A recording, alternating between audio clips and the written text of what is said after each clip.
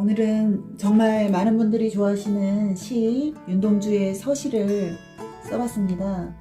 저도 중학교 때 처음 하늘과 바람과 별과 시라는 제목의 시집을 읽고 이 서시뿐만 아니고 자화상, 별 해는 밤, 소년, 참외로 이런 시들을 정말 좋아서 읽고 또 읽고 외웠던 그런 시절이 있었습니다. 특히 이제 자화상이라는 시가 참 좋았어요. 자화상이 아니라 참외록이라는 시가 밤이면 밤마다 나의 거울을 손바닥으로 발바닥으로 닦아보자. 그러면 어느 운석 밑으로 홀로 걸어가는 슬픈 사람의 뒷모습이 거울 속에 나타나온다. 그 구절이 내용도 모르고 뜻도 모르고 그냥 하루하루를 그렇게 발생하면서 살아가는 삶을 사는 것이 좋겠다. 그런 내용인가 보다. 그리고 좋아서 막 외우고 그랬었던 기억이 납니다. 그래서 저희 학교 다닐 때는 이 윤동주의 시가 교과서에까지 실리지는 않았었는데요. 지금은 교과서에 실리고 있어요. 바로 이 서시가 교과서에 실리고 있어서 중학생들이 이 좋은 시를 많이 읽고 또 수행평가로 내주시는 선생님들도 계시더라고요. 외우도록 그렇게 지도하시는 선생님들도 계셔서 좋은 시를 중학생들이 많이 읽어서 참 좋았습니다. 먼저 윤동주에 대해서 알아볼게요. 여러분들이 잘 알고 계실 거예요. 영화 동주라는 영화 많이 보셨죠? 거기에서 윤동주의 삶을 너무나 잘 그려내주고 있어서 정말 이 영화가 나와서 고맙더라고요. 윤동주의 팬의 한 사람으로서. 그래서 많이들 알고 계실 텐데 조금만 그 에피소드 같은 거를 좀 소개를 해드릴게요. 윤동주의 와 뗄래야 뗄 수 없는 사람이 하나 있죠. 바로 송몽규라는 분이시죠. 이분은 그 윤동주와 고종 사촌지간이에요. 이제 이 윤동주가 살았던 곳이 바로 그 북간도 용정이라고 하는 곳인데 여기에 할아버지가 윤동주의 할아버지께서 굉장히 부자셨어요. 잘 사셨어요. 논토를 많이 일구시고 잘 사셔서 할아버지와 그 다음에 할아버지 밑에 윤동주의 아버지, 그 다음에 이제 윤동주 이렇게 계보가 이어지죠. 네, 이 아버지와 이제 윤동주의 말하자면 고모, 할아버지의 딸인 이제 고모가 있었는데 이 시집안간 고모가 있어서 윤동주의 그 어머니께서 이 자기 시노이죠, 말하자면 이 시노이를 중매를 사는 거예요. 마을에 일제강점기니까 이렇게 그 본토에서 조선에서 올라온 그 만주로 올라온 그 젊은이들이 많이 있잖아요. 근데 그 젊은이들 중에서 좀 똑똑한 젊은이가 이 마을에 들어왔어요. 그래서 보니까 굉장히 똑똑하고 건강하고 사람이 괜찮아 보여서 자기 시노이를 중매를 해서 결혼을 하게 했어요. 윤동주의 어머니가 시노이로 중매를 해서 결혼을 해서 그 시노이가 난 아들이 바로 송몽규예요. 그래서 한 집에서 살게 됐어요. 윤동주와는 한 집에서 살게 되면서 3개월 차이로 이 송몽규가 태어나고 그 다음에 윤동주가 태어났어요. 그러니까 송몽규가 윤동주의 고존사촌 형이에요.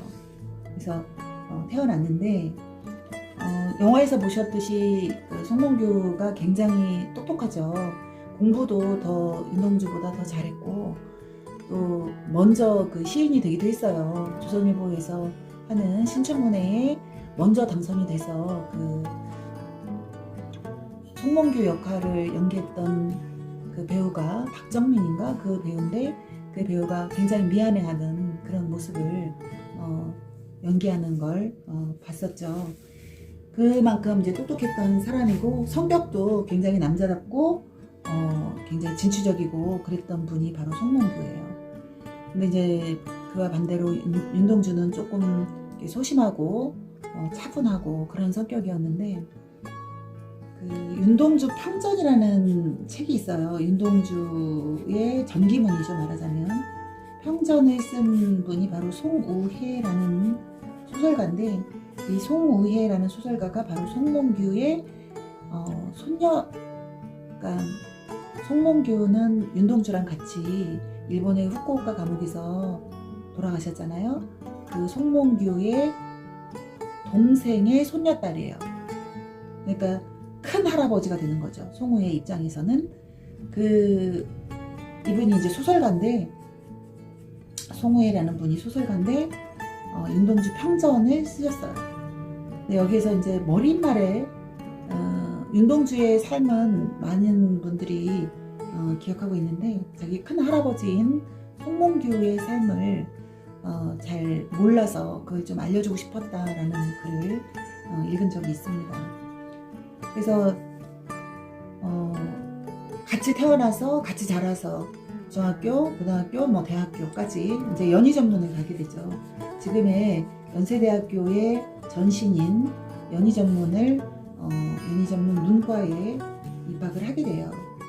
연희전문 문과에 입학을 하고, 이제 물론 이제 아버지의 반대가 되게 영화에서도 그려지고 있지만 반대를 많이 해서 의대를 가길 원했는데, 아버지는 의대를 가길 원했는데 동주는 끝까지 문과를 고집해서 결국 아버지를 무릎 꿇게 만들고 결국 자기 뜻대로 문과를 가게 되죠. 이제 이 윤동주 평전에 보면 그 동생의 그 회고가 나와요. 평소에 어머니 아버지의 말씀에 굉장히 순종적이었던 아들이고, 반항 한 번 해본 적 없는 그런 아들인데, 그때만큼은 누구도 꺾지 못한 게 고집을 피웠다고 합니다. 그렇게 해서 연희전문의 문과에 입학을 하고, 근데 이제 연희전문에 와서 또 잊을 수 없는 사람, 바로 정병욱 선생님과의 만남이죠. 정병욱은 윤동주의 후배였어요. 1년 후배였는데, 이제 같이 하숙을 하던 룸메이트였어요. 같이 이제 하숙을 같이 했던 룸메이트였는데, 정병욱 선생님은 지금도 뭐 서울대에 계신지 모르겠는데 국문학자세요. 그래서 국문학의 아주 큰 선생님이신데, 정병욱과는 이제 같이 하숙을 하면서 시를 써서 서로 이렇게 봐주기도 하고 그랬던 사이예요. 근데 이제 학교를 다니면서 시를 써서 늘 자기 시집을 내고 싶어 했어요, 윤동주는. 그래서 제목도 시집을 내가 내면 하늘과 바람과 별과 시라고 할 거야 라고 하면서 제목도 정해놓고 원고를 6필 원고를 3부를 준비를 했대요. 3부를 준비를 해서, 한 분은 이양아라는 선생님, 혹시 학교 다닐 때 실록애찬이라는 수필이 있었는데 기억나시죠? 실록애찬이라는 수필을 쓰신 분이에요. 이 이양아 선생님한테 한 분은 주고, 한 분은 이 정병욱 선생님한테, 한 분은 주고, 6필 원고를 자기 시집을 내려고 정병욱 선생님한테 주고, 한 분은 이제 본인이 갖고 있었어요. 그런데 본인은 이제 일본으로 유학을 가서 그 감옥에 갇혀서 그렇게 비명 행사를 하게 되니까, 우리가 하마터면 못 만날 뻔했죠. 이 하늘과 바람과 별과 시라는 시집을 못 만날 뻔했는데, 정병욱 선생님이 이 원고를 이제 징병에 끌려가면, 일제강점기 때 징병에 끌려가면서 가기 전에 본인의 어머니에게 이 6필 원고를 맡기셨대요. 어머니, 이 원고 아주 중요한 거니까 제가 돌아올 때까지 잘 좀 보관해 주세요. 이렇게 하고 어머니한테 맡기고 갔는데, 당시에 정병욱 선생님네 그 집안이 양조장을 하는 아주 잘 사는 집이었대요. 일제강점기 때 양조장이면 굉장히 잘 사는 집이었거든요. 근데 거기 사람들이 들락날락 하는 그 마루 밑에 항아리를 묻고, 대학자의 어머니답다 라는 생각을 했어요. 저는 비단 보자기에 이 원고를 싸서 항아리에다 넣어서 마루 밑에다 묻어서 그걸 보관을 하고 있었던 거예요. 그래서 나중에 징병에서 돌아온 자기 아들 정병욱 선생님한테 이 원고를 내주신 거예요. 그래서 우리가 하늘과 바람과 별과 시라고 하는 유고 시집, 이제 유고, 왜 사람이 죽을 때 남기는 말을 유언이라고 하죠. 또 죽을 때 남긴 재산을 유산이라고 하죠. 유고라는 말은 남기고 죽은 원고를 모아서 낸 발간한 시집을 유고 시집이라고 해요. 이 유고 시집은 하늘과 바람과 별과 시를 우리가 만날 수 있게 되었어요. 그래서 정병수 선생님과의 그 일화가 아주 유명하죠. 그래서 저는 이 정병수 선생님의 어머니가 참 멋지신 분 같아요. 그 아들이 이거 아주 소중한 자료라고 하니까 비단 보자기에 그걸 싸서 그렇게 깊숙이 보관을 하셨다가 내주신 게, 비단 보자기라는 거가 너무 멋지셨어요. 이게 정말 얼마나 소중한 거라는 거를 잘 알고 계시는 분 같은, 그러니까 이런 대학자를 키우시지 않았을까 이런 생각을 하기도 했습니다. 그래서 정병수 선생님과의 일화가 있죠. 그리고 이제 일본으로 유학을 가서 이제 우리가 알고 있다시피 이제 내일이면 이제 조선에 돌아오는 건데 일경에 잡혀서 일본의 후쿠오카 감옥이라고 하는 어마어마한 감옥에 갇혀서 어떻게 돌아가셨는지는 너무 마음 아프니까 얘기하지 말까요? 뭐 생체 실험의 대상이 됐다고도 하고 그런 무시무시한 이야기들이 있죠. 그래서 후쿠오카 감옥에서 돌아가셨는데, 이 돌아가셨을 때가 우리나라가 광복이 되기 6개월 전이에요. 6개월만 더 버티셨으면 살았을 수도 있다는 그런 안타까운 마음이 들기도 하죠. 자, 그럼 작품에 대해서 한번 설명해 보기도 하겠습니다. 자, 죽는 날까지 하늘을 우러러 한 점 부끄러움이 없기를.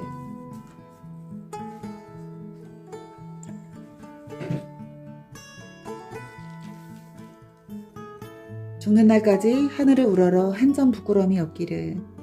여기서 하늘은 꼭 스카이, 이 하늘이라기보다는 어떤 뭔가를 판단할 때 그 기준, 그래서 뭐 윤리적 판단의 절대 기준이다 이렇게 해석을 하는데요. 양심이라고도 볼 수 있고, 하늘을 우러러 한 점 부끄러움이 없기를. 잎새에 이는 바람에도 나는 괴로워했다. 여기서의 이 바람은 아주 잎새에 이는 바람이니까 뭐 거대한 태풍이라든가 큰 바람이 아니죠. 아주 사소한 조그마한 바람에도, 그러니까 여기에서 바람은 좀 약간의 심리적 갈등, 심리적 갈등에도 괴로워했대요. 그만큼 어떤 정신적인 결벽성이 있지 않았나 이렇게 그 평가를 하시는 분들도 계시죠. 그래서 나는 괴로워했다. 별을 노래하는 마음으로 모든 죽어가는 것을 사랑해야지. 시에서 별은 대체적으로 이제 희망이나 꿈이나 어떤 이상이나 이런 것들을 상징한다고 보는데, 별을 노래하는 마음으로 모든 죽어가는 것을 사랑해야지. 여기에서 어떤 소명의식이라는 것을 느낄 수가 있어요. 모든 죽어가는 것은 바꿔 말하면 생명이 있는 거잖아요. 모든 생명이 있는 것을 사랑해야지.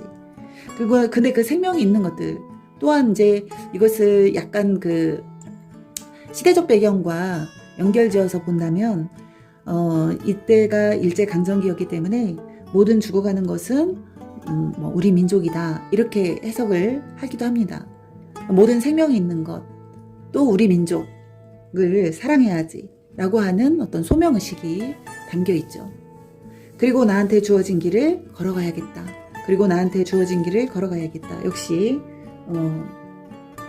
어떤 우리 민족에 대한 사랑, 또 자신의 삶을 성실하게 또 살아가고자 하는 그런 소망이 담겨 있다고 볼 수 있어요. 윤동주는 굉장히 부끄러워했어요. 부끄러움이 없기를.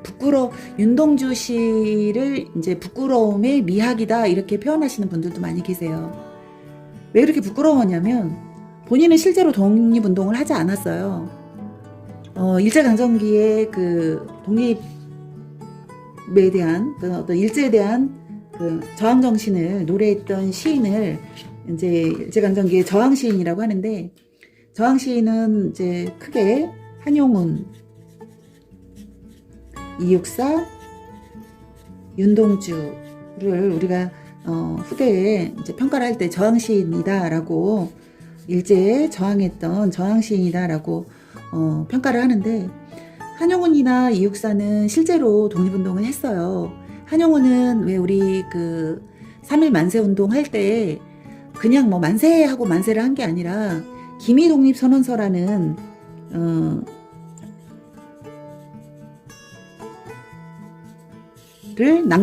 민족대표 33인이 모여서 기미독립선언서라는 그 글을 낭독하고 만세운동을 했는데, 이때 공약3장이라는 글이 있어요.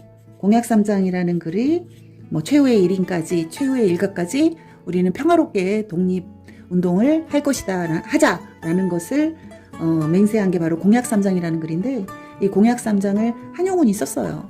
그리고 한용운은 실제로 민족대표 33인 중에 한 분이셨고 독립운동을 하셨어요. 이육사는 이제 제가 다음 시에서 이육사의 시를 할 건데요. 이육사는 진짜 독립운동을 많이 했죠.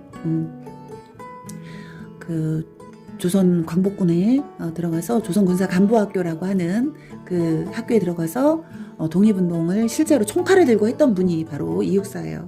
그래서 난 다른 사람들, 특히 이제 같이 살았던 송몽규도 독립운동을 그 일본에 유학가 있는 동안에도 독립운동을 했었고, 그래서 이제 송몽규가 독립운동을 하니까 일경의 감시를 받게 됐고, 또 송몽규와 같이 있었던 윤동주까지 붙잡혀서 이제 감옥에 가게 된 그런 것도 있죠. 어쨌든 주변에서 그렇게 젊은이라고 한다면 독립운동을 하는데, 본인은 독립운동을 하지 않는 거, 실제로 총칼을 들고 독립운동을 하지 않는 거에 대해서 굉장히 부끄러워했어요. 그래서 부끄럽다는 말을 참 많이 해요, 시에서. 그래서 나한테 주어진 길을 걸어가야겠다. 오늘 밤에도 별이 바람에 스치운다. 여기서 오늘 밤이, 이제 밤이라는 것은 시를 해석할 때 주로 이제 암울한 현실, 어두운 현실을 상징한다고 해석을 하는데, 일제강점기라고 하는 암울한 현실을 상징하겠죠.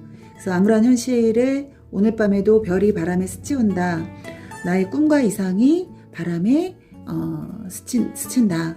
그래서 여기서 바람은 어떤 현실적인 어려움, 현실의 시련과 고난을 의미한다고 볼 수 있어요. 그래서 여기에서의 삼행에서의 바람은 어떤 심리적인 내적 갈등이라고 한다면, 여기 마지막 부분에 나오는 오늘 밤에도 별이 바람에 스치온다의 바람은 현실적인 시련과 고난을 의미한다고 볼 수 있습니다. 그래서 오늘 밤에도 별이 바람에 스치온다라고 하고 있어요. 제가 이렇게 해서 오늘 윤동주의 시에 대해서 한번 알아봤습니다. 여러분들이 시를 감상하는데 조금이라도 도움이 되셨으면 좋겠네요. 구독과 좋아요 눌러주세요. 감사합니다.